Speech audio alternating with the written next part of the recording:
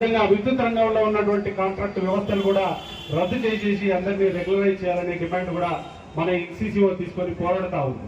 ఇదే కాకుండా అంటే మన రంగానికి సంబంధించినటువంటి మన నాయకులు చాలా విపులంగా అన్ని రాష్ట్రాలలో పరిస్థితులు, ప్రైవేటీకరణ, గవర్నమెంట్ మొత్తం చెప్పారు.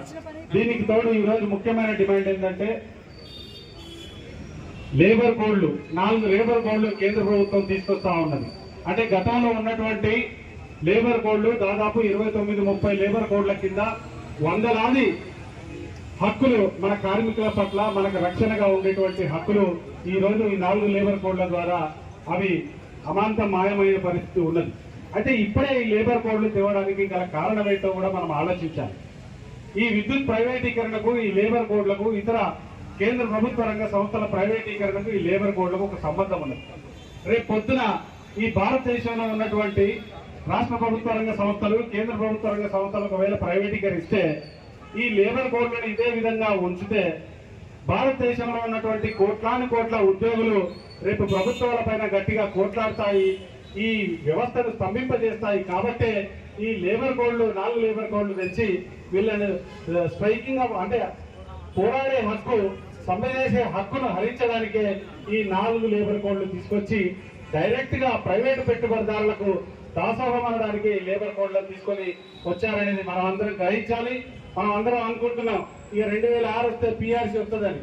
నిజంగా దానికంటే ముందు నిజంగా ఈ లేబర్ కోడ్లు వస్తే నీకు అడిగే హక్కు ఉండదు, బార్గెనింగ్ చేసే హక్కు ఉండదు, సమ్మె చేసే హక్కు ఉండదు, మినిమం వేజ్ యాక్ట్ ఉండదు, రెగ్యులరైజ్ చేసే అడిగే హక్కు ఉండదు, ఏ హక్కు ఉండే పరిస్థితి లేదు.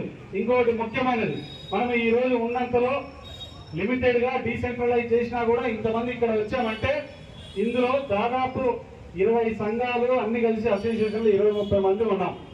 రేపు పొద్దున ఈ లేబర్ కోడ్లు వస్తే ఈ మనుషులే కాదు, మీ అందరినీ ఆర్గనైజ్ చేసి ఏ ట్రేడ్ యూనియన్ బతకదు, ట్రేడ్ యూనియన్ పెట్టుకునే హక్కు ఉండదు. లేబర్ కోడ్లు వస్తే అసోసియేషన్ పెట్టుకునే హక్కు కూడా ఉండదు.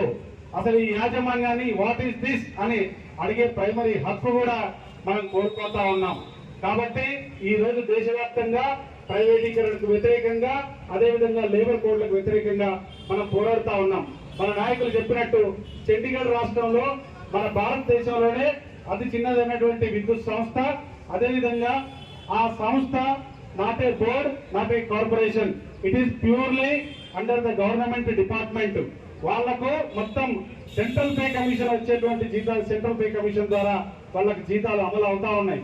అట్లాంటి వాళ్ళని కూడా ఈరోజు ప్రైవేటీకరణ చేసి అంటే అత్యధిక లాభాలలో ఉన్నటువంటి చండీగఢ్ విద్యుత్ సంస్థను కూడా మన వాళ్ళు చెప్పినట్టు సాలానా 200 నుంచి 250 కోట్ల ప్రాఫిట్ ఉన్నటువంటి విద్యుత్ సంస్థలను కూడా ప్రైవేటీకరిస్తా ఉన్నారంటే ఈ ప్రభుత్వంలో ఉన్నటువంటి వాళ్ళు ఎవరికి దాసోహం పలుకుతున్నారు, ఈ దేశ సంపత్తిని ఎవరికి అమ్మాలని చూస్తున్నారో మనకి ఇట్టే అర్థమవుతుంది. ముఖ్యంగా చండీగఢ్ లో ఉన్నటువంటి డిస్ట్రిబ్యూషన్ మొత్తాన్ని ప్రైవేట్కు అప్పచెప్పారు. మరి వాటిని ఎంతకు ఖరీదుగా అప్పచెప్పారు?